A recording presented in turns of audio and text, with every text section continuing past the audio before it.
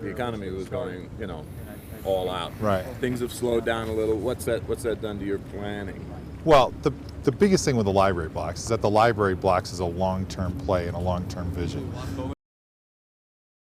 It wasn't as though it was a 12 or an 18-month project that, with some softness in the economy, is suddenly shelved or slowed down. It was a 5-year play to begin with. And Bodo, at the end of the day, was 3 to 4 years or something like that. In my view of the library blocks is it's a big, complex project, public and private sectors, and we'll have some ebbs and flows, but is a long-term deal. And so I think there is some softness in the market, admittedly. There is some in the residential market in particular. I don't feel the softness in the commercial or the office market as significantly as we feel it in the residential market. And it's in my expectation that the economy will improve, certainly, and I expect that it will, and as it does, I want to be right there with a project that's right for the market when the market is right. Folks like us find attractive about developing residential in downtown Boise is downtown Boise has the best amenities package of any multifamily development in the Treasure Valley.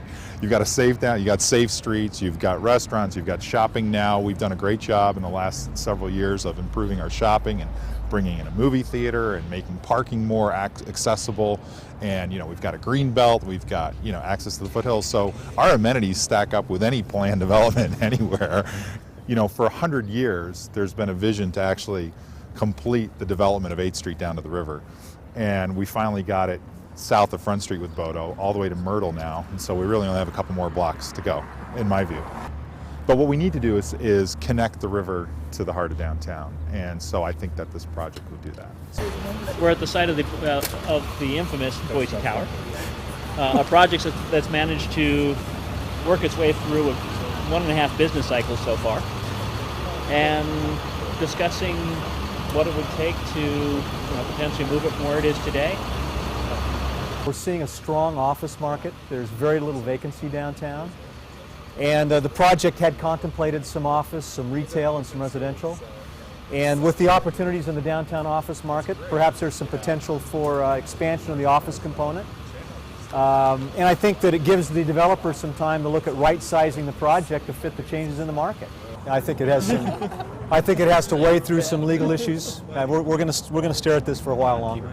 Yeah, I mean, what we're seeing in the new residential projects downtown, whether that be the Aspen, the Royal Plaza building, Cityside Lofts, the Jefferson condominium project, the Crescent Rim condo project. The developers for all those have indicated that there's very strong demand for the high end. And the high end seems to be very resilient. In recessionary times, the high net worth individuals still seem to weather the storm pretty well. It's still in the planning process. It is designated to be a Section 42 housing development, which is a tax credit multifamily project. Yeah, you'll have the highest percentage of these units be affordable, which will be a percentage of average median income for the county. And then you'll have a percentage that will be market rents.